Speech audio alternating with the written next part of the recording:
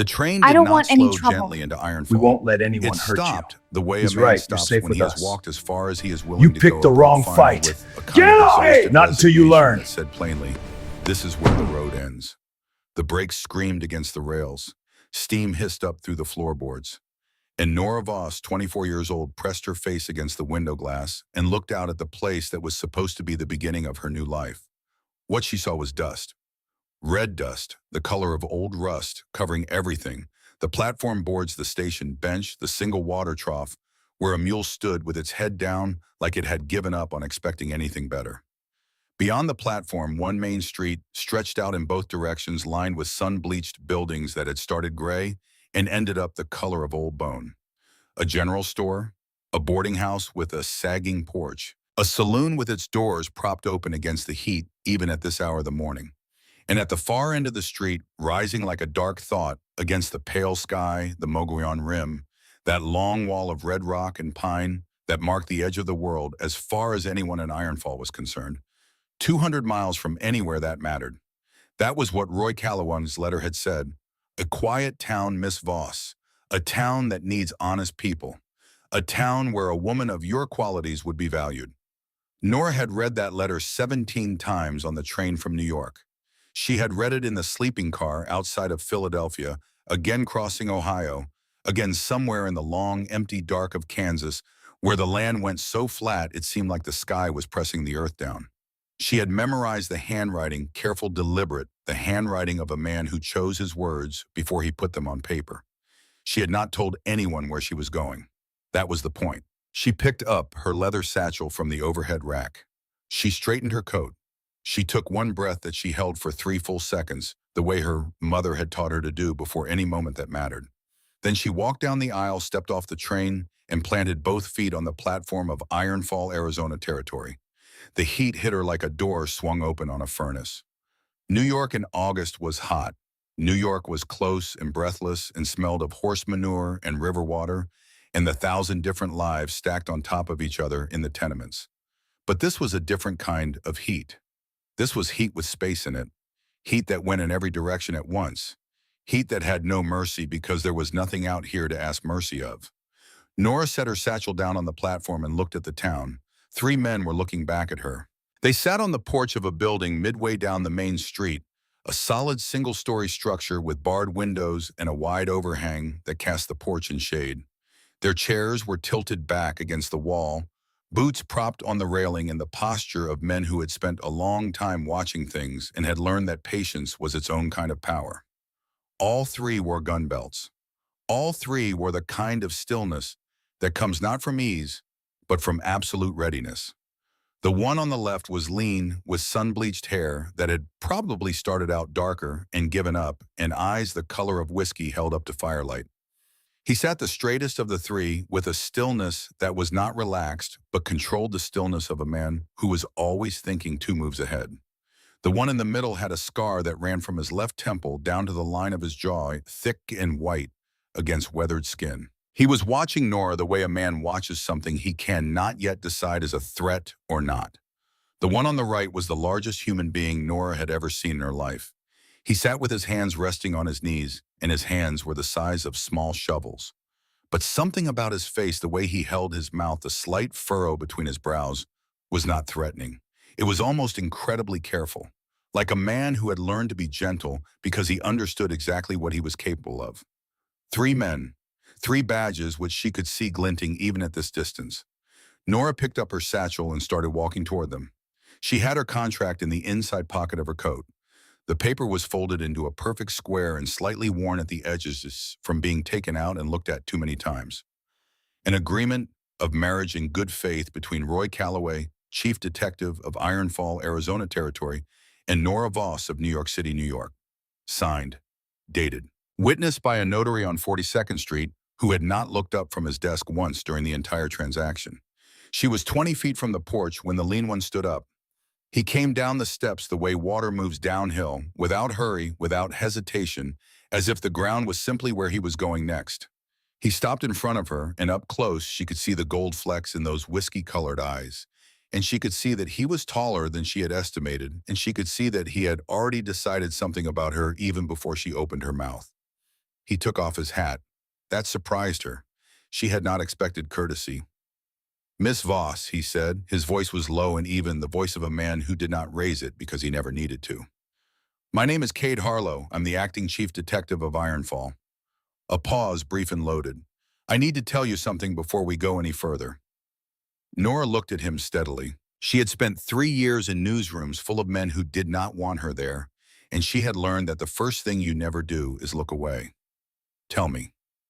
"Roy Calloway died 19 days ago." The words went into her like a blade going into cold water clean and then immediately deeply cold. She did not move. She had spent enough years controlling her face in rooms where showing anything was weakness. She stood there on the dusty street of Ironfall and kept her expression exactly where it was. "How?" she said. It was not quite a question. "They're calling it sudden illness."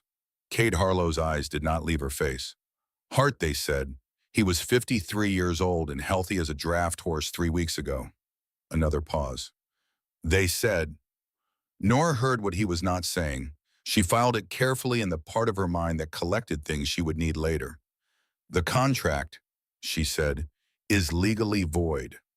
His voice was not unkind. It was simply honest in the way that a man is honest when he has decided that kindness that misleads is not actually kindness at all. "You're not obligated to stay. The next eastbound train comes through on Thursday." Thursday was 4 days away. Nora looked past Cade Harlow at the two men still on the porch. The scarred one had let his chair drop forward, both boots on the floor now. The large one was watching her with that careful expression as if he was trying to work out something that mattered.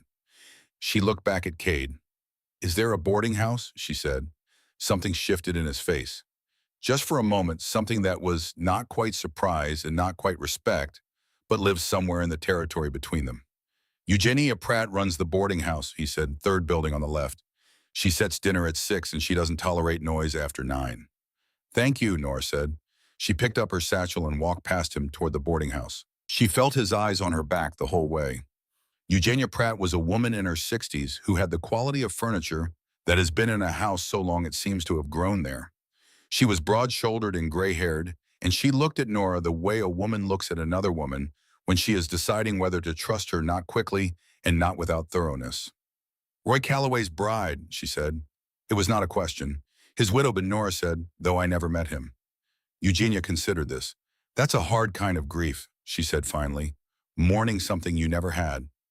She picked up Nora's satchel before Nora could object and started up the stairs. "Room's on the second floor. Window faces the street. I'll bring water up directly."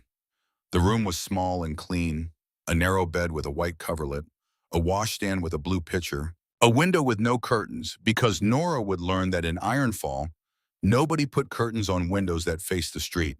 You wanted to see what was coming, and you wanted what was coming to know you could see it. Nora set her coat on the bed and went to the window. From here she could see the full length of the main street. The general store where a woman in a gray dress was sweeping the porch. The saloon, which even at this hour had 2 horses tied out front.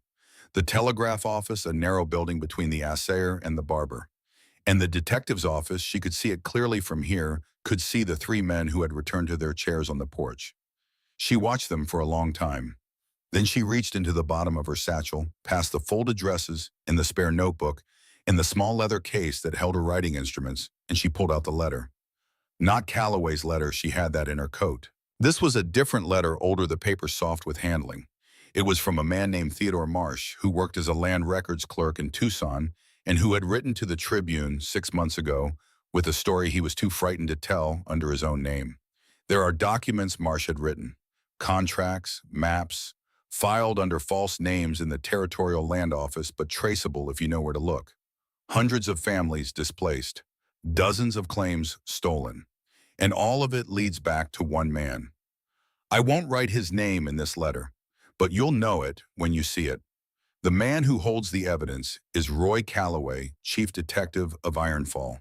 He's been collecting it for 2 years. He's been waiting for someone he can trust. Nora had read that letter in her editor's office in New York, and she had looked out the window at Broadway, and she had thought about her father, Thomas Voss, a miner from the territories who had come east when she was 9 years old, with nothing but a story about a contract he had signed that had taken everything he owned. A man who had died at 51, still believing the loss was his own fault for not understanding the fine print. She had taken the Calloway assignment before her editor finished speaking. The mail-order bride arrangement had been her own idea. It was the only cover that made sense, the only reason a young woman from New York would travel alone to a place like Ironfall without raising questions that could get back to the wrong people. She had written to Calloway directly in code that he had established in his letter to Marsh. He had replied within 2 weeks. The arrangement had been his suggestion, not deceptive, but practical. The safest reason for a woman to travel here, he had written. And when you arrive, I will show you everything. He had not lived long enough to show her anything. Nora folded Marsh's letter back into its careful square and pressed it into the lining of her satchel where it belonged. Then she opened her notebook to the first clean page, picked up her pen, and wrote Calloway. 19 days. They called it sudden illness. Kate Harlow does not believe that, neither do I. The next morning taught her what Ironfall was. She woke at 5:30 to the sound of horses on the street and lay still for a moment listening to the town come alive, the creak of the general store, opening, someone chopping wood behind the boarding house, a dog barking twice and then stopping, as if it had remembered something that made barking seem pointless. She dressed, pinned her hair, and went downstairs. Eugenia Pratt was already in the kitchen pressing biscuit dough with the methodical efficiency of a woman who had been doing it since before Nora was born. She set a plate on the table without being asked. "Town meeting today," Eugenia said. "After church. You'll want to see it." "What kind of meeting?" Eugenia looked at her over the rim of her coffee cup. "The kind where Kate Harlow tells people how things are going to be, and people decide whether they like it." A pause. "They always decide they like it, but they need to go through the deciding first." Nora ate her breakfast. She listened to the town through the kitchen window. She was good at listening. It was the first thing her first editor had taught her, a man named Gerald Fitch, who had smelled of pipe tobacco and ink, and who had told her on her first day, "The story is always in what people don't say. Your job is to hear the silence between the words." After breakfast, she walked. She walked the full length of the main street, once slowly, the way you walk through a room you are trying to memorize. The general store was run by a woman named Meredith Aldridge, a widow in her 60s, silver-haired, with the kind of quiet efficiency that comes from having managed everything alone for a long time.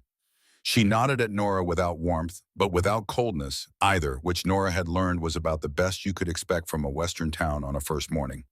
The saloon was called the Copper King. Its barkeep was a heavy-set man named Duff, who polished glasses with the focused expression of a man whose thoughts were always somewhere else. 3 tables occupied even this early by men who were not drinking so much as existing in the way men exist when the night before has not yet entirely released them. The telegraph office was run by a boy who looked no older than 16 and who blushed when Nora asked him how long a message took to reach New York. "Day maybe 2, ma'am," he said and looked at his shoes. At the far end of the street, just past the assayer's office, the livery stable sat with its wide doors open to the morning. A man she did not recognize was moving hay with a pitchfork, heavy-set with the wariness of someone newly arrived somewhere who has not yet decided whether the job is worth the trouble. He looked up when she walked past. He looked at her a beat longer than strangers usually looked at strangers in a town this small. She filed it without knowing why and continued on. She was on her way back toward the boarding house when she heard it. The voice was coming from the general store, a man's voice raised in the pitch that is not quite shouting, but has decided shouting is probably next. Nora stopped. Through the open door of the store, she could see Meredith Aldridge standing behind her counter, with her hands flat on the wood and her jaw set in the expression of a woman who has been through enough that very little frightens her anymore. But this is still unpleasant. In front of the counter, a thin man in a coat that had seen considerably better years was holding a sack of flour against his chest like it was something he had earned.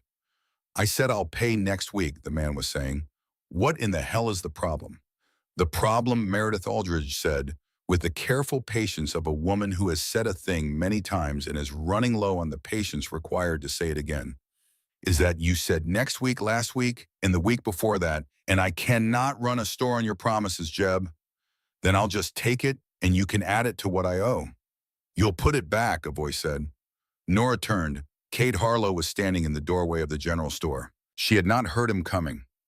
He had simply appeared the way a fact appears, not gradually, but suddenly present, as if it had always been there, and you simply hadn't noticed until now. The thin man Jeb went pale in the way of a man who has just remembered something he would have preferred to forget. I was just leaving, Jeb said, with merchandise you haven't paid for. This came from the scarred man, Slade Merritt, who materialized at the doorway behind Cade with a kind of quiet inevitability. His voice was flat as the desert. I said I'll pay. And Mrs. Aldridge said no. This was Boone Aldridge, no relation Nora would learn, who appeared at Jeb's left flank. The man was enormous in the enclosed space of the store, but his voice when he spoke was surprisingly unhurried. Almost gentle. Put the flour down, Jeb. What happened next was fast. Jeb's free hand moved toward his belt, not to a gun, but to the handle of a knife tucked in his waistband. The movement was instinct more than intention, the flinch of a man who had survived by threatening before he could be threatened. Cade crossed the room. That was the only way to describe it. One moment he was in the doorway.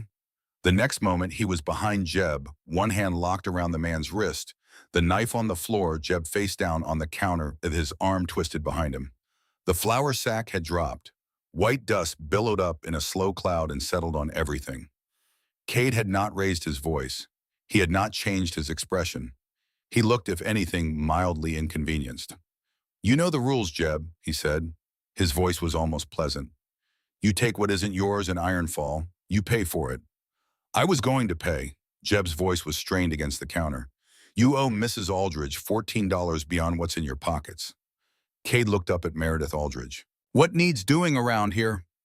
The woman looked at the man pinned against her counter, and something in her expression was not satisfaction exactly, but the relief of a person who has been carrying a weight alone for a very long time and has just been offered help putting it down. Fence at the back needs mending, she said. Wood needs splitting. Inventory hasn't been counted in 2 months. Jeb's going to handle all of it, Cade said. Starting now. Slade, you stay with him. Slade Merritt took Jeb by the collar and walked him out through the back of the store without a word. Through the store window, Nora could see him pointing at a pile of fence posts with the patient expression of a man who expected this to happen exactly the way it was happening. Cade turned to Meredith Aldridge. Anything else? He took a tin of tobacco 2 weeks back. Said he'd pay. Hasn't. Added to his work debt. Meredith Aldridge nodded. For the first time since Nora had seen her, the set of her jaw softened. Not much, but enough to notice. Cade turned. He looked at Nora, who was standing in the doorway of the store with her notebook in her hand. She had not been aware of opening it. She had not been aware of beginning to write. But there it was, 3 lines of quick, close script, her pen still in her hand. You getting all that down, Miss Voss, he said. It was not mocking. It was something more careful than that. An observation, a question beneath the question. Nora looked at what she had written, looked at him. You sentenced a man to forced labor without a trial, she said. I gave him a choice. Cade walked toward her, and she stepped back to let him through the doorway, and they stood together on the porch of the general store in the morning heat. Work off what he owes or spend a month in our jail. He chose work. You didn't give him time to choose. You had him against the counter before he could think. He was reaching for a knife. He was scared. Scared men with knives hurt people. Cade looked at her steadily. Mrs. Aldridge gets her money back. Jeb learns that stealing in Ironfall has consequences, and nobody bleeds. Tell me where the injustice is. The injustice is that you decided the sentence, executed the sentence, and enforced the sentence. You're the law and the judge and the jailer all at once. There's no appeal. There's no, this isn't New York. His voice did not change. It did not harden or rise. It simply stated what it stated. There's no courthouse within 100 miles. There's no judge riding circuit until November. If I wait for proper procedure, Mrs. Aldridge doesn't see her money this decade and Jeb does it again tomorrow. He paused. Before we came to Ironfall, she didn't sleep. I know because I asked her. 3 years of being stolen from and threatened and having nobody to go to. She slept the first night we were here. Another pause. That's what I'm protecting. Not procedure. Her. Nora looked at him. She had written about men like this, or she had thought she had. She had written about power exercised without accountability, about the gap between what men called justice and what justice actually was. She had those words ready. She had used them in front of senators and police commissioners and men who wore better suits than Kate Harlow and lived in better buildings and were, when you got down to the bottom of it, doing exactly the same thing, making the rules and enforcing them and calling it order. But something about the way he had said her gave her pause. Not the word, on, the weight behind it. She looked down at her notebook. She wrote one more line. She closed the notebook and put it in her satchel. Cade was already walking away. She found the library that afternoon. It was not much of a library, a back room in the schoolhouse. 3 shelves of books donated by various people over various years with no apparent organizing principle, except that they were books and they had ended up here. But in the corner of that room behind the 3rd shelf, she found a locked cabinet. Old, heavy, the kind of cabinet that is built to protect something more important than books. The lock was no great challenge. Nora had learned to pick locks from a locksmith in Brooklyn who owed her a favor for a story she had buried 3 years ago. She had the cabinet open in 4 minutes. Inside were papers, land surveys, maps with sections marked in red pencil. And beneath those, a thin stack of letters written in the same careful, deliberate handwriting she recognized from Roy Calloway's letter to her. She did not have time to read more than 2 pages before she heard footsteps in the schoolhouse doorway. She closed the cabinet. She stood up. Cade Harlow was standing in the doorway of the back room, and in his hand was her satchel, which she had left on the bench in the main room when she came in here. He set it down on the table between them. Then he reached into his coat pocket and set something else on the table. Her notebook. Not the one she had been writing in that morning. The other one. The small one bound in black leather with the Tribune cipher on the inside cover that nobody would recognize unless they knew what they were looking at. But Cade Harlow, it turned out, knew what he was looking at. "This fell out of your bag this morning," he said, "when you stepped back to let me through the doorway." Nora looked at it. "You read it," she said. "I can read cipher," he said. "Texas Rangers use the same system." He looked at her steadily. "Who are you, Miss Voss?" There are moments in a life that are hinges. Moments where you can feel the weight of what you decide in the next 10 seconds, settling over everything that comes after. Nora had been in enough of them to recognize this one. She could lie. She had prepared lies careful and layered the kind that hold up under pressure. She could say the notebook was personal code, a habit from her schooling, nothing more. But Cade Harlow was not a man she could lie to. She knew that the way you know certain things, not from evidence, but from the quality of stillness in a person's eyes, when they are waiting for the truth and will recognize anything less. "My name is Nora Voss," she said. "That part is real. I'm a reporter for the New York Tribune. Investigative. I've been working a story for 8 months about fraudulent land seizures in the Arizona Territory, hundreds of families displaced through forged contracts and manipulated filings in the Territorial Land Office. All of it traceable to one source." She paused. "Senator Silas Drummond of New York." Kay did not move. "The mail-order bride arrangement was a cover," she continued. "It was the only way I could leave New York without Drummond's people following me. He has people watching the rail stations, the docks, the Tribune building. A woman traveling alone raises questions. A woman traveling to meet a husband does not." She looked at the cabinet behind her. Roy Calloway had been collecting evidence for 2 years. He contacted my paper through a third party. He was waiting for someone he could trust to receive it and take it out of the territory safely. "And he died before you got here," Cade said. "Yes." Silence. Outside, the afternoon wind moved through Ironfall the way it always did, low and patient, carrying red dust, carrying the smell of sage and heated rock and something indefinably old. "Roy Calloway was my friend," Cade said. His voice had changed. Not broken, not softened, but changed as if something under the surface of it had shifted. "The best lawman I've ever known. 20 years on the frontier, never once took a bribe, never once looked the other way. 3 weeks ago he was healthy. 2 weeks ago he was sick. 19 days ago he was dead." He picked up her notebook from the table and held it out to her. "They said it was his heart." "You don't believe that," Nora said. "I believe his heart stopped," Cade said. "I don't believe it stopped on its own." Nora took the notebook. She held it for a moment, thinking about the weight of what was sitting on the table between them, not the objects, but the words, the things they had just said to each other that could not be unsaid. "The cabinet," she said. "The papers inside. Did you know about them?" I knew Roy kept records, I didn't know where. He looked at the cabinet. He was careful that way, kept things compartmentalized. Said the safest evidence was the evidence that only one person knew about. A pause. He was right until he wasn't. I need to read everything in that cabinet, Nora said. All of it carefully before anything else moves. I know.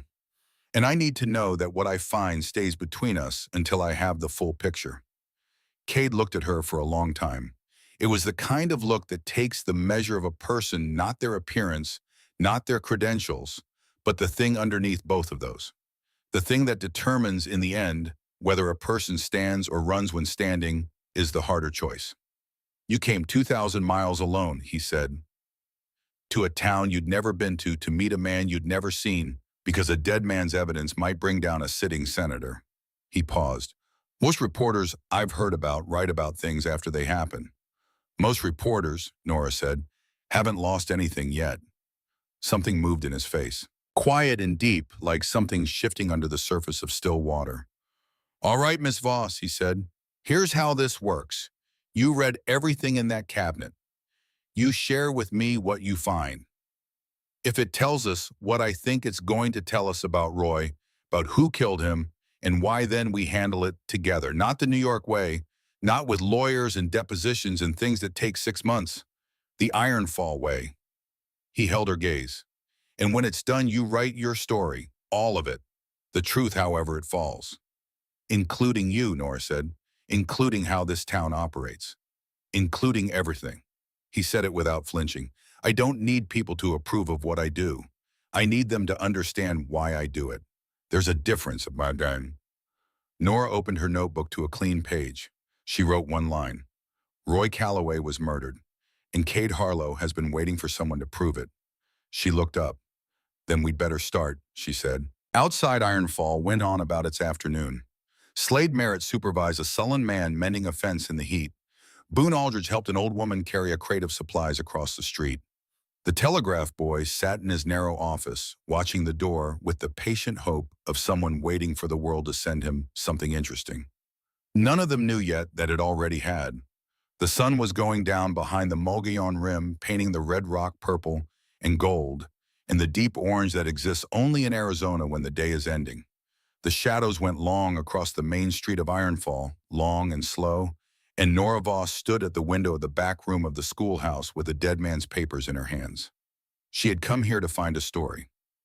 What she was beginning to understand, in the way you begin to understand things that have been true for longer than you knew, was that the story had been here all along, waiting for her. The documents took 3 days to read properly. Not because there were so many of them, though there were surveys and letters and maps with notations in Calloway's careful hand, and beneath those copies of territorial land filings that had been altered so subtly that you would have to know what you were looking for to see the alterations at all. It took 3 days because Nora read each page the way her first editor had taught her to read documents that mattered slowly twice, with the assumption that everything she believed about it after the first read was probably wrong.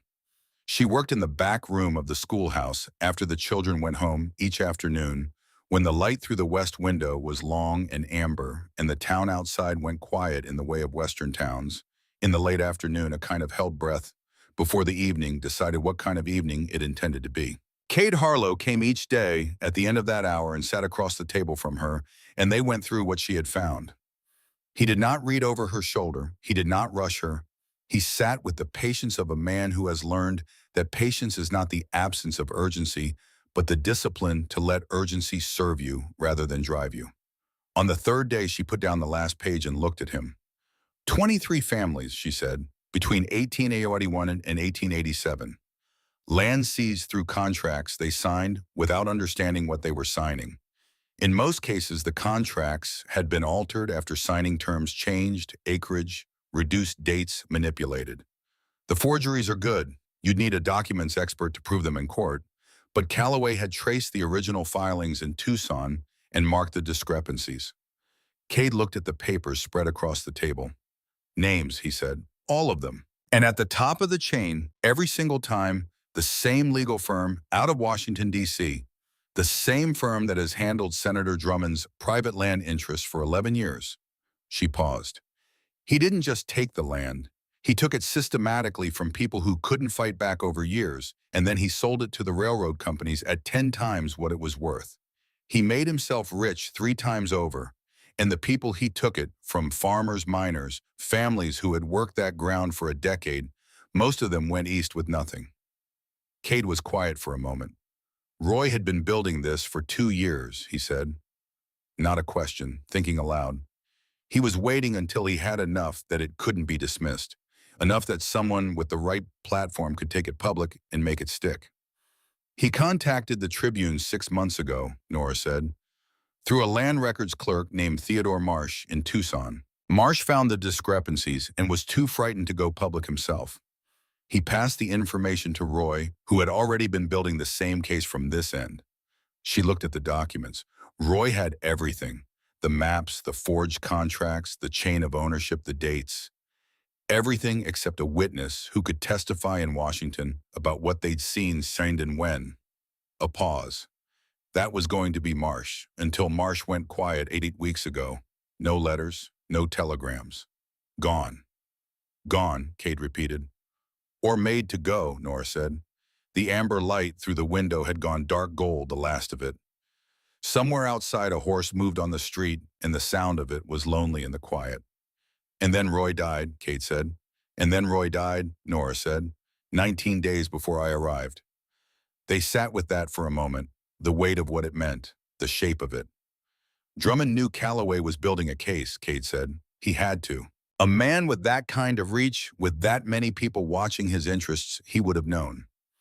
And he would have moved to stop it before it got to someone who could use it. He couldn't stop Roy directly, Nora said. A frontier detective dying of a bullet would raise questions. But a sudden illness, a heart that simply stopped one morning, that's grief, that's a hard life catching up. That's the territory taking another good man. She looked at the papers. He was poisoned slowly. That's what I think, something that takes weeks, something that looks like natural decline. Cade's jaw tightened. It was the only visible sign that any of this was hitting him the way it was hitting him. Then Roy knew, he said quietly. At the end, he knew what was happening to him. His eyes went to the cabinet, and he still came in every day, still kept the records, still... He stopped. Still arranged for someone to come receive them, Nora said gently. Silence. Outside Ironfall was beginning its evening. She could hear it, the saloon picking up the sound of boots on boardwalk, someone calling out to someone else in the easy way of people who have known each other long enough that shouting across the street is not rude, but affectionate. Cade stood up. He picked up his hat from the table and held it in both hands for a moment looking at it. Tomorrow night is the town social, he said. Dance, every month the last Saturday. People need it, something that isn't just surviving. He put the hat on. You should come. You've been in this room for 3 days. People are starting to wonder about the woman in the schoolhouse. I don't want to draw attention. You're already drawing attention. The difference is that at the dance you can talk to people. He looked at her steadily. Half your story is in those papers. The other half is in the people of this town. What they lived through, what they lost, what they think about what was done to them. He paused. Roy didn't just want a journalist to carry his evidence to Washington. He wanted someone to tell these people's stories. There are 23 families in those documents. Some of them still live within a day's ride of here. Nora looked at the papers on the table. She thought about her father, Thomas Voss, who had come east with nothing and died still believing it was his fault. What time does the dance start? She said. She wore the blue dress. It was the only dress she had brought that was not strictly practical, and she had brought it on impulse, and she had questioned that impulse on every mile of the journey west. And now she put it on in the small room above Eugenia Pratt's kitchen and looked at herself in the narrow mirror and thought, well, here you are. The town hall was at the far end of Main Street, a large wooden building with a raised floor that had been built for exactly this purpose, for the kind of evening when a town needed to remember it would more than just work and weather and the daily business of staying alive. By the time Nora arrived at 7, the room was already alive with noise and movement. A small band in the corner fiddle guitar, and a man on the concertina who played with his eyes closed and his foot keeping time. Couples on the floor. Children underfoot. Men along the walls in the careful posture of men who want to dance but require someone else to make the first move. She spotted the three detectives immediately. They were near the refreshment table, cleaned it up from their working day in a way that revealed different things about each of them. Cade Harlow, in a white shirt without his coat, which showed the lean, capable build of a man who has spent years in saddles and on foot in rough country. Slade Merritt, with his scar catching the lamplight, standing very still, watching the room the way he always watched things, cataloging, assessing, filing. And Boone Aldridge, enormous in the warm room, bending down to let a small girl put a flower in his vest pocket, with an expression of solemn acceptance that struck Nora as oddly moving. She took a cup of punch from the refreshment table and positioned herself where she could watch without obviously watching. That was when it happened. She heard Pearl Dunmore before she saw her, a sound that was cut short, the beginning of a word that did not finish. Nora turned. At the far end of the room near the side door, Pearl was backed against the wall by a man who had her wrist in one hand and was leaning in close in the way of men who believe proximity is the same as permission. Pearl's face was pale and very still, the stillness of a woman calculating how badly this is going to go. Slade Merritt covered the length of the room in the time it took Nora to process what she was seeing. He did not shout. He did not reach for his gun. He took the man by the back of his collar and removed him from Pearl's vicinity with the unhurried efficiency of a man moving furniture. And then he put himself between Pearl and the man with a finality that required no explanation. "Outside," he said. The man opened his mouth. "Outside," Slade said again in a voice that had no volume and no warmth and no negotiating position whatsoever. The man went outside. Slade went with him. The band played on. Most of the room had not noticed. Nora crossed to where Pearl was standing still against the wall, pressing the wrist that had been grabbed with her other hand. "Are you all right?" Nora said. Pearl nodded, swallowed. "He grabbed me as I was coming in the door. I didn't expect—" She stopped, drew a breath. "I'm all right." Through the side door, which had swung shut but not latched, Nora could hear Slade's voice and the other man's voice, and then after a short time only one set of footsteps walking away, and then the sound of a horse being saddled and ridden out of town at a pace that suggested the rider had been given a strong reason to move quickly. Slade came back through the door. He looked at Pearl. "You're not hurt?" "No," Pearl said. "Thank you." Slade nodded. He looked as if he was going to say something else, and then thought better of it and went back to his place at the wall with the expression of a man who has done a necessary thing and would prefer not to discuss it. Pearl looked at Nora. "He does that," she said quietly. "All three of them do that. A year ago, I wouldn't have gone to a dance alone. I was too frightened." She looked at the room. "No, I go wherever I want in this town." Nora wrote nothing down. She was not holding her notebook, but she filed it in the careful internal register she kept for things that mattered. At what cost, she might have asked. She had asked that question before at other times to other people who had told her they felt safe. But she looked at Pearl Dunmore's face, the color returning to it, the steadiness coming back into her eyes, the way she smoothed her dress and squared her shoulders and walked back into the middle of the room and accepted a dance from the schoolmaster, and the question felt less simple than it usually did.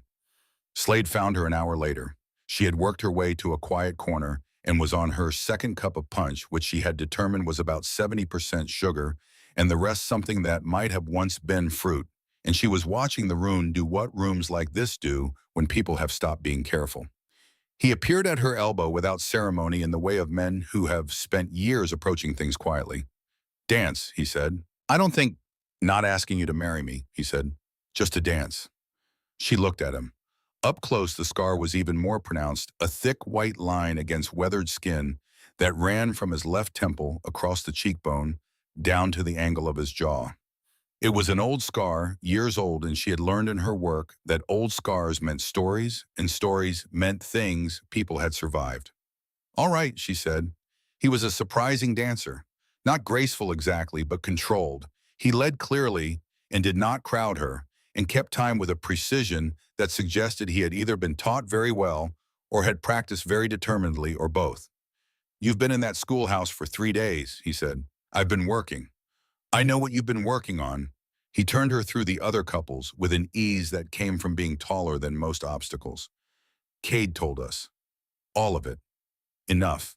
His voice was low, meant only to carry between them. "The documents. Calloway? Drummond. A pause. I want to tell you something. Nora looked at him. The day you arrived, Slade said. I was in the telegraph office when a message came through, addressed to the Ironfall detective's office. His jaw tightened fractionally. It was from a number code I recognized. I knew it from before, from when I did different work for different people. It was a confirmation request from one of Drummond's men. They wanted to know if a woman named Nora Voss had arrived on the morning train. Nora's feet continued to move through the steps. Her face did not change. And, she said, and I destroyed the telegram, Slade said. I told the boy it had been addressed wrong, and I took it and burned it. The music moved around them. Other couples dipped and turned. Why? Nora said. Because I know what those codes mean. His voice had gone flat in the way of a man recounting something he is not proud of. Before I came to Ironfall, before Cade found me, I tracked people for money. Brought them back dead more times than alive. Didn't ask who was paying or why. Just took the work. He paused. Drummond hired me twice, in '84 and again in '86. I didn't know then what I know now about what he was doing, but I knew the codes meant someone wanted someone found. And what happened to the people who got found? He looked at her steadily. That telegram wasn't a request for information. It was a confirmation step. The next step after confirmation is not a letter.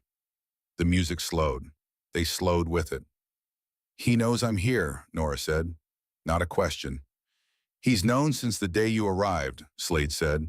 The question is why nothing has happened yet. He paused, which means either his people are not here yet, or they are here and they're waiting for something. For the documents, Nora said. If they can get the documents back before I get them out of the territory, Drummond is safe. I'm a journalist with nothing but a story I can't prove. That's what I think too. The song ended. They stopped. Slade released her hand. He looked at her with the expression of a man who has said what he came to say and is not asking for anything in return. I'm not a good man, he said. I've done things that don't go away. But Roy Calloway gave me a chance to be something other than what I was. A pause. Whatever Cade decides to do about this, I'm with him. And I'm with you. He walked back to the wall. Nora stood in the middle of the dance floor and breathed carefully and thought about the telegram that had been sent and received and destroyed on the day she arrived, and about what it meant that the chain of events had been set in motion before she had even walked down the main street of Ironfall. Boone appeared at her side. You need some air, he said. It was not a question. Yes, she said. The garden behind the town hall was small and lantern-lit and smelled of sage and the damp earth smell of irrigated ground in the desert where water is precious enough that growing flowers is a kind of defiance. Boone Aldridge folded himself onto a bench with the deliberateness of a man who has learned to navigate a world built for smaller people. He handed her a glass of water, real water, not the punch, and she drank it gratefully. Slade told you, he said. Yes. Good. He looked at the lanterns in the tree branches above them. We've been waiting for someone to come. Cade said Roy wouldn't have built all that without a plan for getting it out. Said Roy was too careful to let it just sit there. He paused. I didn't expect it to be a mail-order bride from New York. I didn't expect this to be where I ended up, Nora said. He smiled at that. It transformed his face entirely, all that size and solidity softening into something that was purely warm. Roy picked well, he said quietly. He always picked well. They sat for a moment in the kind of companionable silence that takes time to earn, and Nora had not expected to earn here this quickly with this man. Can I ask you something? Nora said. You can ask, he said. I may not answer. What made you come here to Ironfall? He was quiet long enough that she thought he might take the second option. Then he said, I killed a man, in a fight bare knuckle in a mining camp outside of Prescott. Didn't mean to. Hit him wrong and he went down and didn't get up. He looked at his hands, those enormous hands resting on his knees. The camp ruled it an accident. Nobody charged me. I was back fighting the next month. He paused. I couldn't stop seeing his face. Couldn't stop thinking, this is what my hands are for. This is all they're good for. He looked up at the lanterns. Cade came through Prescott 18 months later. Said he was building something in Ironfall. Said he needed men who understood force well enough to know when not to use it. He paused. I've been here ever since. Nora looked at him. She thought about what it costs a man to say a thing like that to a person he has known for 3 days. She thought about the small girl who had put a flower in his pocket tonight and the expression on his face when she did it. You use your hands differently now, she said. I try, he said simply. Cade found them 10 minutes later. He stood in the garden doorway and looked at Nora with an expression she was beginning to recognize, the one that meant he had something to say that was important enough to override whatever else was happening. Come back inside, he said. There's someone you need to see. The man was at the bar of the Copper King. They walked past the town hall, the music still going the evening, still warm, and down the main street to the saloon. And Cade held the door for her, and they went in together, and Nora saw the man immediately because Cade's stillness the moment they entered told her exactly which person in the room had put that stillness into him. He was perhaps 45 with the compact economical build of a man who kept himself in working condition the way a craftsman keeps his tools. His clothes were good, better than most men who came through Ironfall. A merchant's clothes or a land surveyor's the clothes of a man with a professional reason to be somewhere. He had a drink in front of him that he had not touched. He was watching the room with the patient attention of a man who is not drinking, but is waiting. His eyes found Nora across the room. They found her the way a scope finds a target directly without hesitation, without the slight adjustment that most eyes make when they locate a new face. He had known she was there before she walked through the door. His name is Fletcher Oaks, Cade said quietly at her shoulder. I know him from Texas, San Antonio, 1883. He was working for a land company, then acquisition work they called it, persuading people who didn't want to sell. His voice was level and very quiet. 3 people died in connection with that company's operations. Nothing was ever proven against Oaks specifically. He's here for the documents, Nora said. He's here for whatever Drummond sent him for, Cade said, which may be the documents. Maybe more than that. He paused. He came in on the afternoon stage, registered at Eugenia's boarding house as a merchant scouting land for development. He's staying at the same boarding house as me. I know. His voice did not change. You're not going back there tonight. Slade will collect your things. Nora looked at Oaks across the room. He was still watching her with that level, unhurried attention. He wants me to know he's here, she said. Yes. He's not hiding. He registered under his own name, Frank Delroy, but it's Oaks. I'd know that face anywhere. As if the sound of his name, either name, had been a signal, or Oaks picked up his glass and rose from his stool and walked toward them. Not quickly, not slowly, with the measured pace of a man who is comfortable with his own intentions. He stopped 2 feet from Nora. He did not look at Cade. He looked at her. Miss Voss, he said. His voice was light, almost pleasant, the voice of a man who has practiced pleasantness until it no longer required any effort.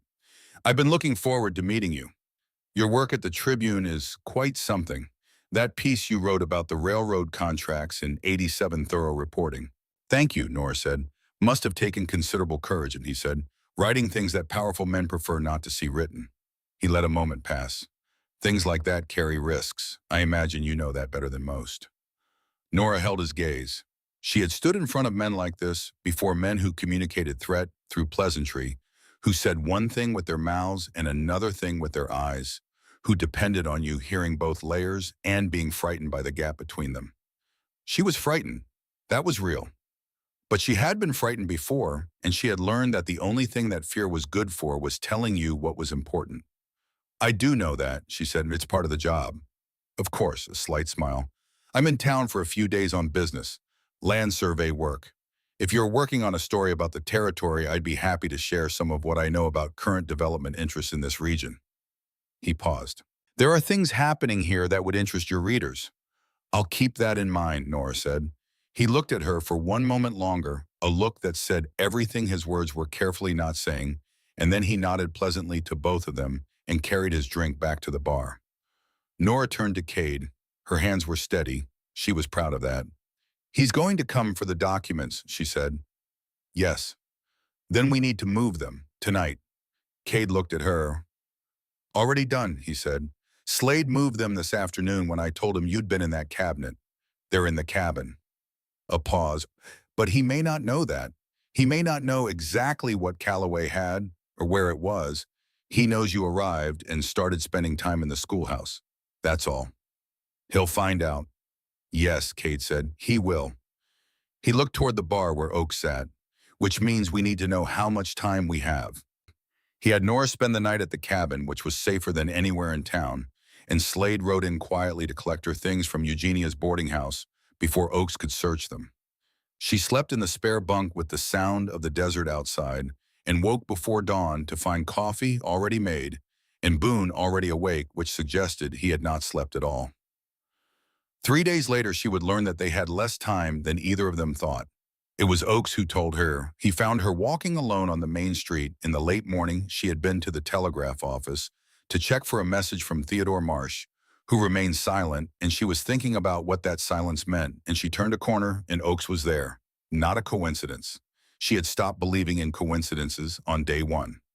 "A moment of your time, Miss Voss," he said, pleasantly, always pleasantly. She stopped. "Mr. Delroy." A slight acknowledgement of the name she had used, he did not correct it. He fell into step beside her.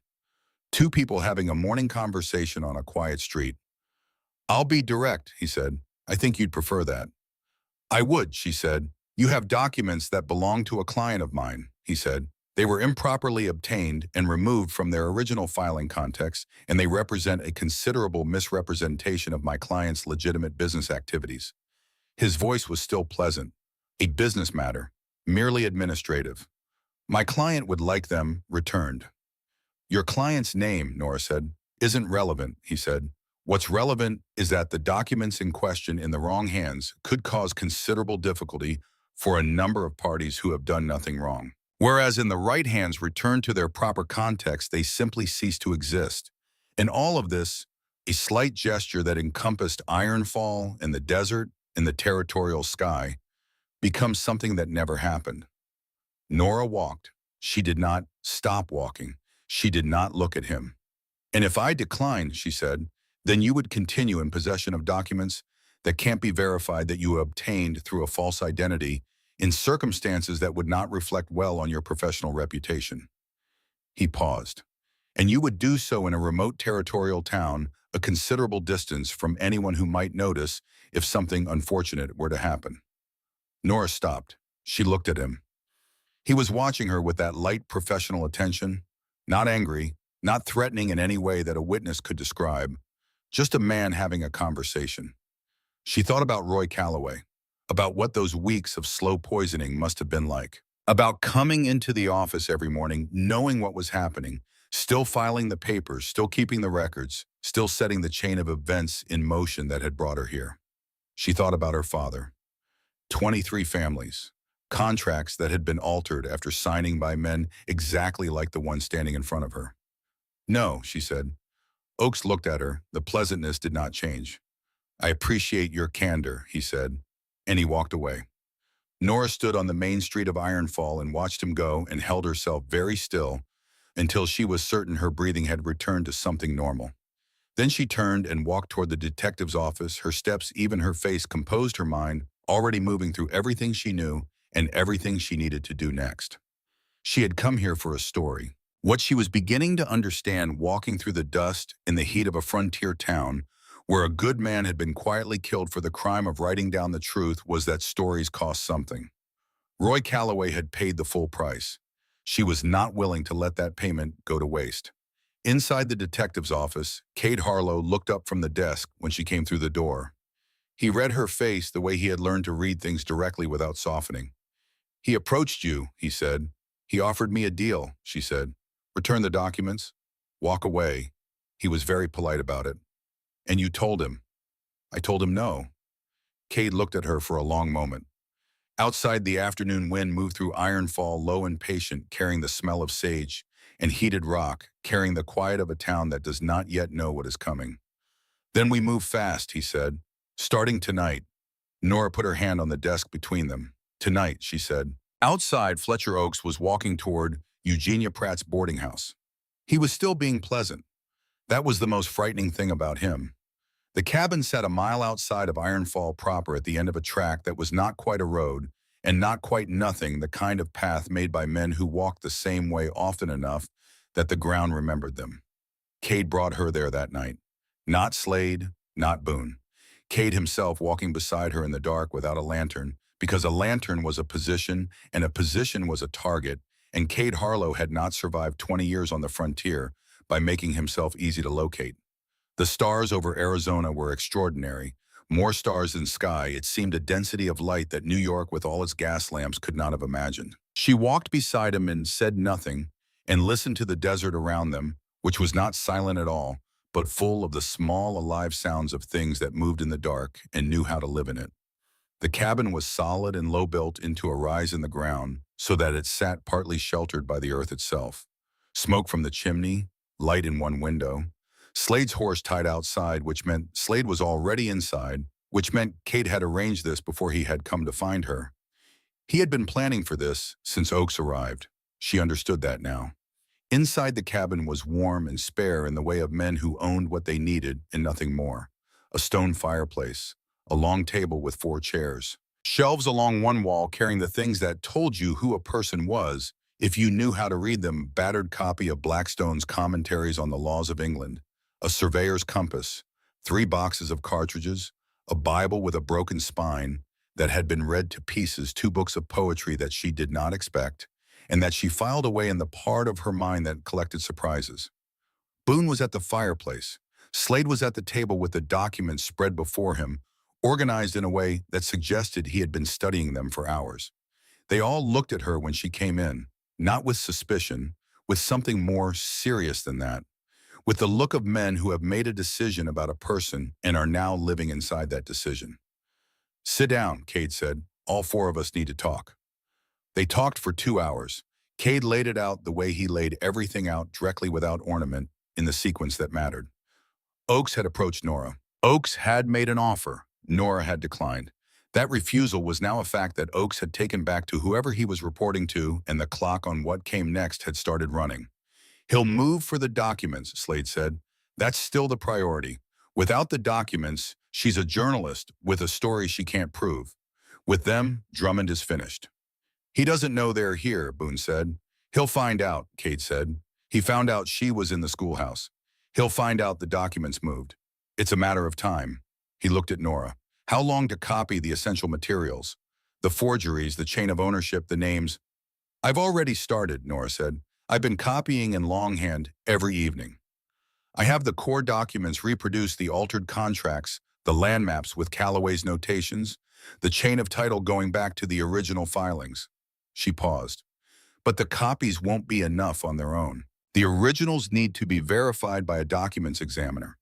The alterations are in the paper, the ink layers, the pressure, indentations. You can't photograph those in longhand reproduction." "Then the originals need to travel," Cade said. "In 3 directions," Nora said. All 3 men looked at her. She had been thinking about this for the past 3 days. In the schoolhouse, in the small room above Eugenia Pratt's kitchen, lying awake listening to the sound of iron falls settling into its night. She had been thinking about Roy Calloway, who had been careful enough to build the case over 2 years, but had kept everything in one place in one cabinet behind one lock. A single point of failure. A single throat to cut. She was not going to make the same mistake. "I need access to the telegraph," she said. "Tonight, if possible. I need to transmit the core evidentiary summary to 3 separate recipients: the Washington Evening Star, the Chicago Tribune, and the San Francisco Examiner. Not the full documents, which can't travel by wire. The summary, the chain of evidence, the names, the dates, the properties, the amounts. Enough that if the originals are destroyed, there is still a public record that cannot be recalled." "Drummond will see the transmissions," Slade said. "Drummond will see that 3 major newspapers in 3 different cities received the same information simultaneously," Nora said. "He can threaten 1 newspaper. He can buy 1 editor. He cannot buy 3 in 3 cities before the story runs. Once it runs, the documents become evidence in a public record, not just leverage." She paused. "That's when he loses the ability to make this go away quietly." Boone had been listening with his elbows on his knees and his big hands folded together. "And the originals," he said, "travel by courier to the U.S. Attorney's office in Tucson," Nora said. "Hand-delivered, with a letter from me and a letter from Cade attesting to how they were found and where they were held." She looked at Cade. Would you do that, sign your name to this? Cade looked at her for a long moment. I already signed my name to this, he said. When I walked Roy Calloway's coffin to Boot Hill and said the words over him, the paperwork is the easy part. Then Slade put the telegram on the table. He did it quietly the way he did most things, without announcement, without explanation, simply placing the thing where it needed to be and letting it speak for itself. It was a folded piece of paper slightly creased from being in his inside coat pocket, and he smoothed it once with his thumb before he let go of it. This came in this afternoon, he said. Boy at the telegraph office knows to bring certain things directly to me. I've had him watching the line since Oakes arrived. He looked at Nora. It's addressed to Oakes, Frank Delroy, in care of the Ironfall station. You opened it, Nora said. Yes. She picked it up. The message was in plain language, no cipher, because the sender had calculated that plain language was safer than code when you needed plausible deniability, and the recipient was experienced enough to read the implications himself. It was brief.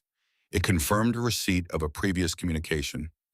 It confirmed that the situation was to be resolved before Thursday, and it was signed with initials, only 2 letters, and a third that stood for a title. Nora read it twice. She set it down on the table and pressed her fingertips to the wood and breathed. The initials were not Drummond's, they were his chief of staff's. A man named Hargrove, who had served Drummond for 15 years, who had handled the administrative side of things that Drummond preferred not to touch directly, who was known in Washington as the kind of man who solved problems without leaving fingerprints. But at the bottom of the telegram, below the signature in a different hand, slightly hurried as if added at the last moment, were 4 words that were not instructions and not business. They were a name. Her name. Voss. Do not improvise. She understood what it meant. Oakes had reported that she had refused his offer. Hargrove was telling him that she was not to be dealt with through improvisation, meaning not violence, not yet, because violence against a named journalist with an established record at a major newspaper required a different level of preparation. They wanted the documents first. They wanted to assess what she had already transmitted. They were being careful. They were being careful, which meant they were not yet desperate. And men who were not yet desperate still operated within certain constraints. She had a window. She looked up at the 3 men around the table. They want the documents before Thursday, she said, which means Oakes will move tomorrow or Wednesday. Tonight is still safe. She paused. I need to be at the telegraph office in the next 2 hours. Cade looked at Slade. Slade looked at Boone. Something passed between the 3 of them, not words, but the kind of communication that comes from 2 years of working together in conditions where the wrong decision gets someone killed. I'll take you, Cade said. Then Boone said, there's something else. He had not moved from his position by the fire. His voice was the same unhurried voice it always was, but something in the quality of it made everyone at the table look at him. He reached into his coat and produced a folded document, older than the telegram. The paper, a different weight and color, the handwriting on the outside, not Calloway's, but still familiar in a way Nora could not immediately place. Roy gave this to me, Boone said, 6 weeks before he died. He said to give it to whoever came for the documents. He said they would know what it meant. He held it out to Nora. I didn't read it. He asked me not to. Nora took it. She unfolded it. It was a land survey. Arizona Territory filed 1879. A parcel in the northern section of Ironfall, 240 acres, bounded on the north by the Mogollon Escarpment and on the south by the Ironfall Creek tributary. The survey was original unstamped, meaning this was the copy kept by the original owner, not the filed copy. At the bottom, in the original owner's signature line in a handwriting, she would have known in the dark the handwriting that had been in her life since before she knew what handwriting was. Thomas Voss. The room went very quiet. Not the quiet of people who have nothing to say, but the quiet of people who understand that they are in the presence of something that requires a moment to be what it is. Nora sat with her father's name on a piece of paper in her hands and felt the thing that happens when 2 parts of your life that you had believed were entirely separate reveal themselves to be a single continuous thing. Her father had told her once near the end about land in the territory, about a parcel he had owned and lost. He had told it the way he told everything about that time, briefly, with the careful flatness of a man who has learned that talking about certain losses makes them larger rather than smaller. He had said Arizona, good land. I signed something I shouldn't have, and that was that. She had been 12 years old. She had not known where in Arizona. She had not known Ironfall existed. But Roy Calloway had known. Roy Calloway had found Thomas Voss's name in the forged contracts, had cross-referenced it with the original filings, had traced the chain of theft back to its beginning, and found at that beginning the name of a man who had come east with nothing and raised a daughter who became a journalist, who exposed the powerful and protected the powerless. He had not needed a journalist. He had not needed a courier. He had needed an heir. The mail-order bride advertisement had not been a cover story that Nora had invented. Roy Calloway had placed that advertisement knowing exactly who might answer it, knowing that Theodore Marsh had contacted the Tribune, knowing that if the right journalist picked up the story and if that journalist was Thomas Voss's daughter, then the person coming to receive the documents would not be a stranger to the land they were about. They would be coming home. Nora sat with that understanding settling over her the way the desert dark settles completely without negotiation. Then Slade set a second telegram on the table, not the one from Hargrove, a different one. Older by 2 days, the paper more handled the origin stamp reading New York City. He had been carrying it since the afternoon. She could see from the way he set it down that he had been deciding when to give it to her and had decided now was the time. This came before Hargrove's, Slade said. Different sender. I held it because I wanted to understand it first. A pause. The origin code is the Tribune Building, 42nd Street. Nora looked at the telegram without touching it. The sender's name was Gerald Fitch, her editor. The man who had smelled of pipe tobacco and ink and who had told her on her first day at the Tribune, the story is always in what people don't say. The man she had trusted with every source, every draft, every dangerous story she had ever written. The man who had spent 30 years building something that mattered from a broadsheet with 4 employees. The man who had, according to the message now lying on the table in front of her, confirmed her location and her mission to a contact at Senator Drummond's Washington office in exchange for a guarantee that the Tribune would not be sued into bankruptcy and that Fitch himself would not face criminal charges for prior publication of restricted materials. 4 sentences, 40 words. The end of a thing she had believed in. She picked it up. She read it. She set it down. The fire in the cabin made its small sounds. Outside, the Arizona night was very large and very dark and completely indifferent to what was happening inside this room. Nora sat with the telegram for exactly 10 seconds. She counted them. Later, she would remember counting them the way you remember counting things when you need to stay attached to something measurable while the rest of your world rearranges itself. On the 10th second, she folded the telegram and pushed it to the center of the table. Gerald Fitch has been at that desk for 30 years, she said. Her voice was level. He built that paper from a broadsheet with 4 employees into something that mattered. He's 61 years old and he has a daughter who just started university and a wife who is ill in a newspaper that Drummond could have destroyed with 1 lawsuit. She paused. I understand why he did it. None of the 3 men said anything. It doesn't change what I'm going to do, she said. It just means I do it for different reasons now. Not for the paper, not for Fitch. She looked at the survey, still open on the table, her father's name visible from where she sat. For the 23 families in those documents. For Roy Calloway. Another pause, quieter. For my father. She picked up the survey and folded it carefully along its original lines and put it in the inside pocket of her coat against her chest, where it would stay. All right, she said, her voice was steady. Let's go send some telegrams. Cade looked at her for a long moment before he stood. It was not assessment this time, and it was not the cautious cataloging of someone deciding what to trust. It was something else, something he had not named yet, but that she could see in the quality of his stillness, the stillness of a man who has been holding a door open for a long time and has just watched the right person walk through it. He picked up his hat. Let's go, he said. The telegraph office was dark and locked at that hour, but the boy, his name was Edgar, she had learned 16 years old and burning with the ambition of someone who understands that where he is not where he intends to end up, had left the key with Slade as instructed, and they let themselves in quietly and lit a single lamp. Nora sat at the instrument, and Cade stood at the window and watched the street. She had composed the messages in her head during the walk from the cabin.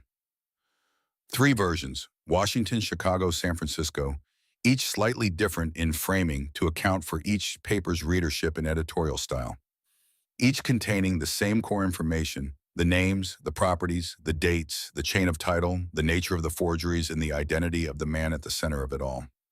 Senator Silas Drummond of New York, 23 families, 6 years, 3 territories. She transmitted Washington first. It took 11 minutes. Chicago took 9. San Francisco took 13. When the last transmission was complete, she sat back from the instrument and pressed both palms flat on the desk and breathed. "It's done," she said. Cade turned from the window. All three, whoever has the Drummond account in each of those cities is going to receive a very interesting morning." She paused. "The story will run within the week. Once it runs, destroying the originals is pointless. The information is public. The U.S. Attorney in Tucson will have enough from the published record to open an investigation, and the originals will simply confirm what's already known." "Drummond will know by morning," Cade said. "Drummond will know by morning," she agreed, "which means Oakes will know by morning. And Oakes will know that the window has closed." She looked at Cade steadily.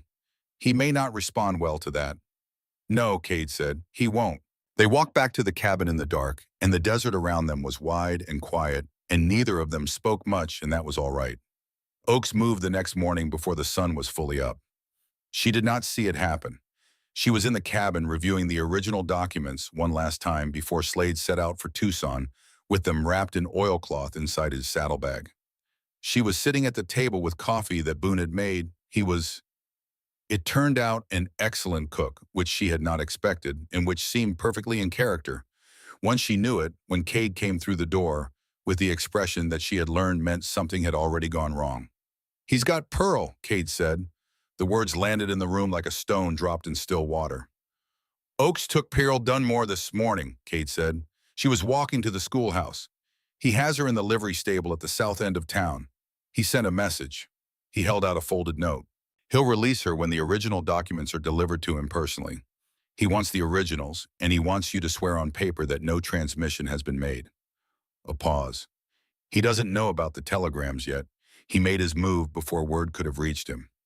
Which meant they had hours, not days. As soon as Drummond's people in Washington discovered what had been transmitted, as soon as the morning editions began moving on the wire, Oakes's leverage collapsed entirely.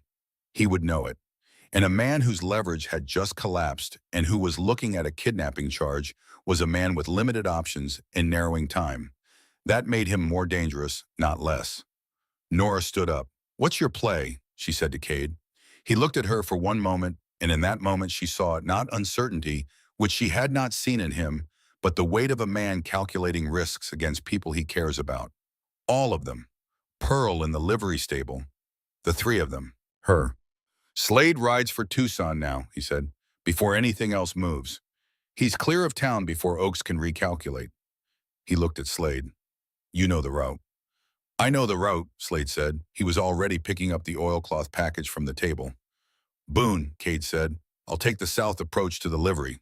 Boone said immediately, "Come in through the stockyard. He won't be watching that side." "There may be someone with him," Cade said. "There may be," Boone agreed. He said it with the equanimity of a man for whom these calculations were simply arithmetic. Slade went out the door without ceremony. She heard his horse move away into the morning dark. Boone picked up his coat. He looked at Nora before he went. He had the same look he'd given her in the garden at the dance, careful like a man who wants to say something important and is choosing his words with both hands. "That land is yours," he said. "Whatever happens today." Roy made sure of it. He paused. "Don't forget that." Then he went out the door. The cabin was quiet. The fire burned low. Nora looked at Cade. "You're going to the livery," she said. "Yes." "What do you need me to do?" "Stay here," he said. "No," she said. He looked at her, not with surprise, not with the condescension she had expected and prepared herself to push back against, with a kind of frank appraisal, the look of a man recalculating based on new information. "The telegraph office," she said. "I need to be at the telegraph office. If a response comes from any of the 3 papers, confirmation of receipt, questions about the documents, anything, someone needs to be there who knows how to handle it. Edgar is 16 years old." A pause. "The office is between the boarding house and the livery," he said. "I know where it is. If something goes wrong at the livery, Then I will be in a locked building with a telegraph instrument and the ability to summon a federal marshal within the hour, she said. That is not the worst position. He studied her for 3 full seconds. Lock the door, he said. Don't come out until one of us comes for you. Agreed, she said. He picked up his hat. He started for the door. Then he stopped his back to her, his hand on the doorframe. He stood there for a moment in the way of a man who has decided to say a thing and is finding the words for it for the first time. Roy Calloway told me once, he said that the bravest thing a person can do is stay honest in a world that keeps offering them reasons not to be. He paused. I didn't understand what he meant until 3 days ago. He went out into the morning. She was at the telegraph instrument when the shots came. 2 of them close together from the direction of the livery stable. Then a third, separate to a different caliber, which she knew because she had been listening to gunfire since she was 12 years old in mining camps where disputes had a resolution that did not involve lawyers. Then silence. She sat at the telegraph instrument and did not move and did not go to the door. She had given her word, and she intended to keep it, and she held on to that intention with both hands while the silence stretched and the morning light came through the narrow window of the telegraph office and lay in a long yellow stripe across the floor. The confirmation from the Washington Evening Star came through at 7:42 in the morning. She took it down in clean copy. Documents received. Story confirmed for evening edition. Attorney General's office contacted per attached instructions. Please advise on availability of original documents for federal review. She was writing the reply when the door opened. Boone came in first. He was unhurt, except for a cut above his left eye that he had pressed his sleeve against, and appeared to have already decided was not worth discussing. Behind him came Pearl Dunmore, pale and shaking but upright, with the quality of a woman who has been frightened to the bone and is now converting that fear into anger as fast as she can manage.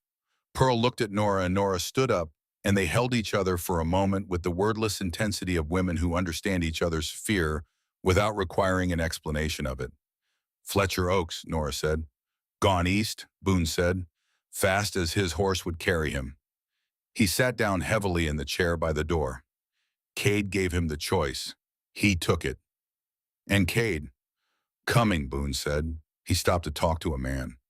She found out later who that man was, the associate who had helped Oaks, the person inside Ironfall who had been on Drummond's payroll.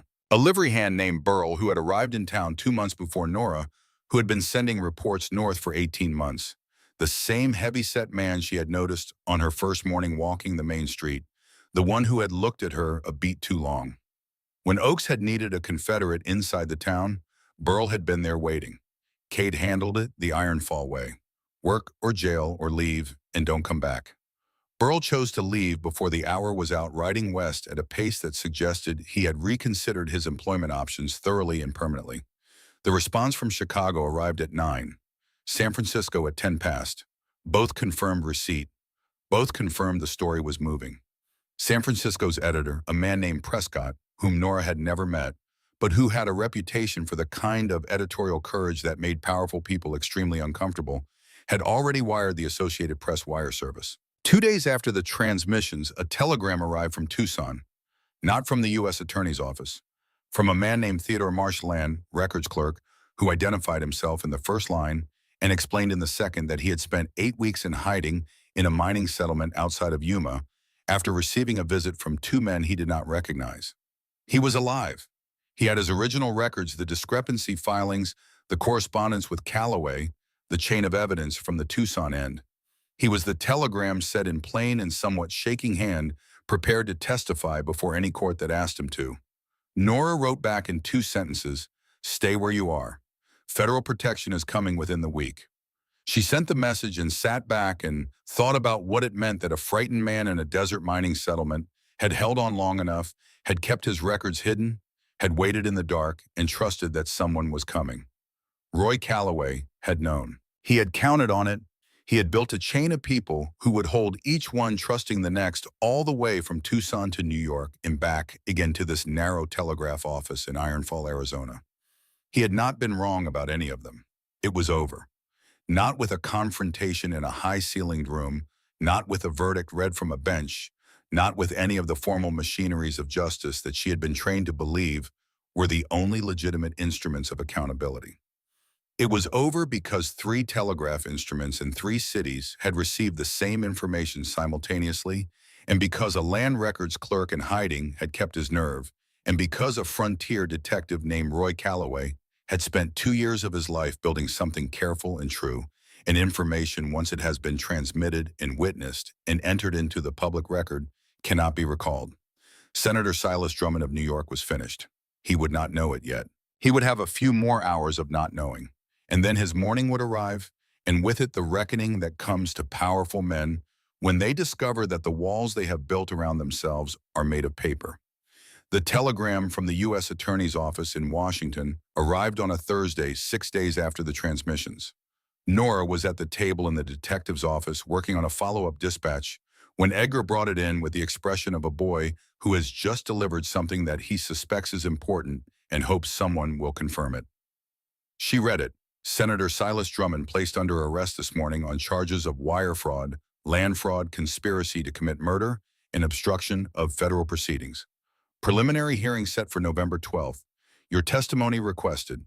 Original documents required as primary evidence. Witness Theodore Marsh in federal protective custody as of yesterday. Reply soonest. She read it twice. Then she folded it once and set it down on the desk. Cade was watching her from across the room. He had been doing that more often in the past 6 days, not watching her the way he had watched her when she arrived, assessing, cataloging, deciding. Watching her the way a man watches something he has stopped being cautious about. It's done, she said. Is it what you expected, he said. She thought about it honestly.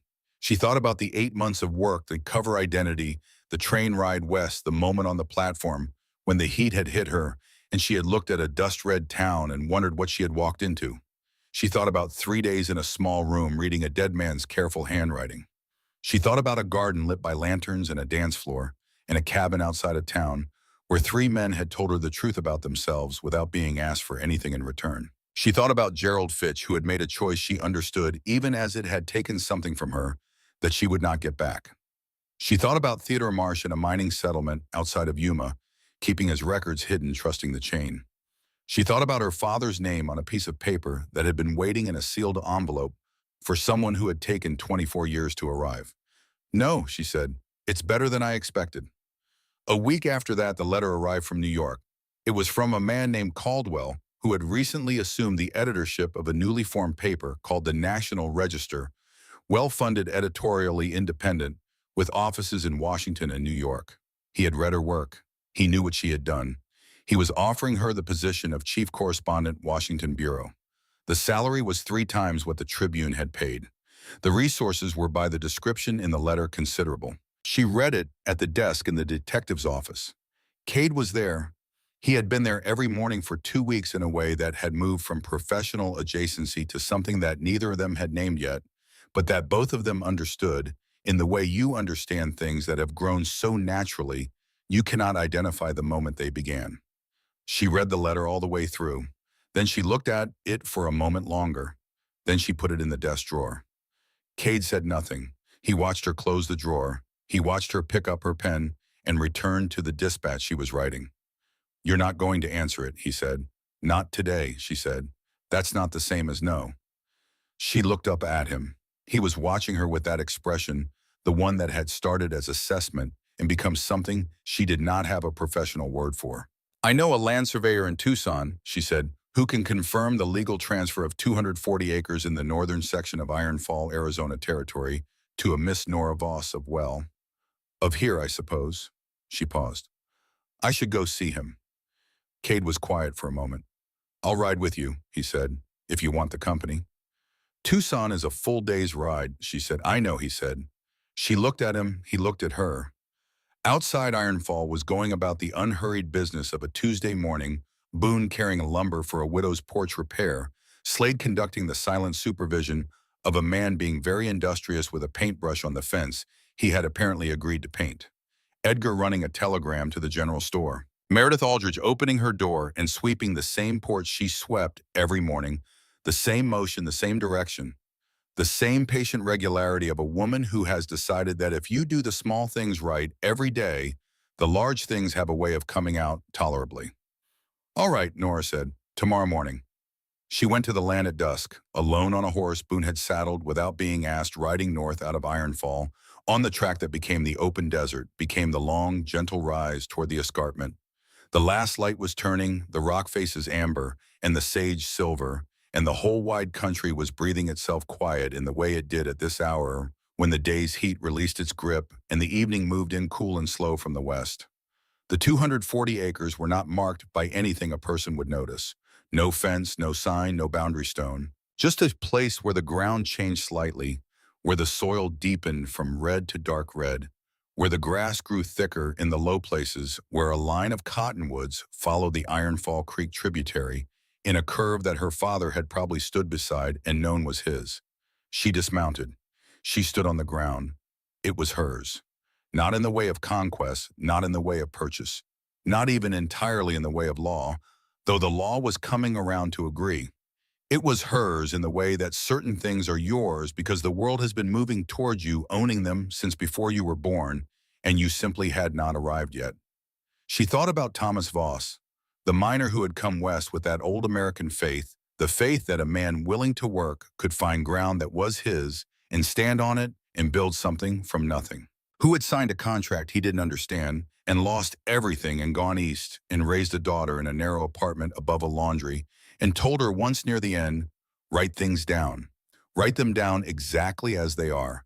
That's how you fight the people who change the words after the signing. She had thought he was talking about journalism. He had been talking about this. She pulled out her notebook. The new one, the one she had opened the night she decided to stay. She found the first page where she had written one line in the lamplight of the detective's office after Cade had walked away from the schoolhouse and she had stood alone with the documents of a dead man spread out on the table before her. Roy Calloway was murdered, and Cade Harlow has been waiting for someone to prove it. Below that line now, she wrote, the most important story I have ever written is this one. Not because it brought down a senator or returned stolen land or put a name to what happened to 23 families in 6 years in the Arizona Territory.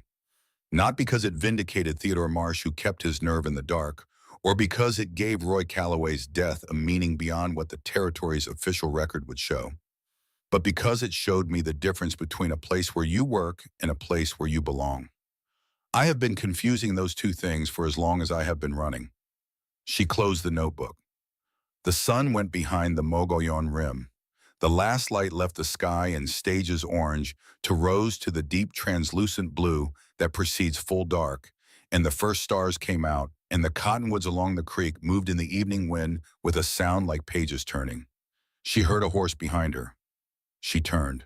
Cade Harlow sat on his horse at the edge of the land, not yet on it, waiting the way he had always waited, without pressure, without impatience, with the absolute stillness of a man who had learned that the things worth waiting for were worth waiting for completely. He had not come after her.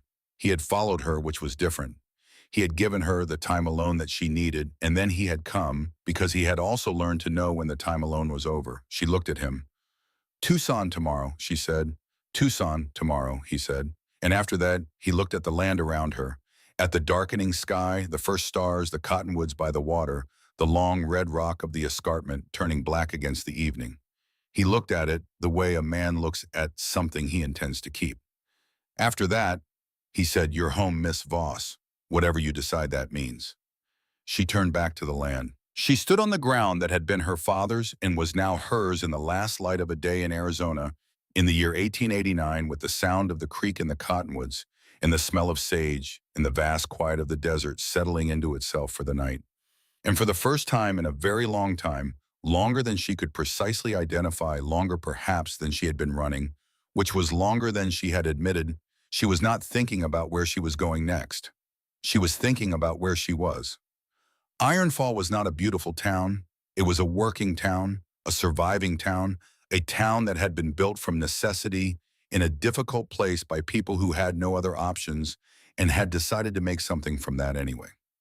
It had dust and heat and violence, and men who decided things without asking permission, and women who had learned to navigate that in ways that cost more than they should have. It had a telegraph boy who wanted to be somewhere else, and a saloon that opened too early, and a boarding house where the punch was too sweet and the beds were just right.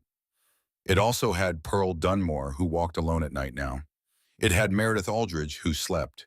It had three men who had come here, broken, and built themselves into something better than what they were in the American way of men who refused to be defined entirely by their worst acts.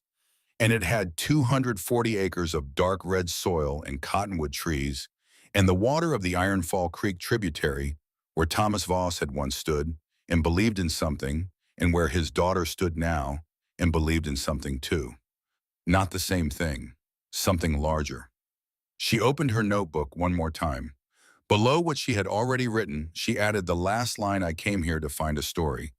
I found instead the place where my story had been waiting." She closed the notebook. She put it in her coat pocket against her father's survey, both of them there against her heart. Then she turned and walked back to her horse and rode with Cade Harlow back to Ironfall, under the Arizona stars, and the desert around them was wet and dark and full of the small, alive sounds of things that knew how to live in it. And the town at the end of the track had its lamps burning, and it was waiting.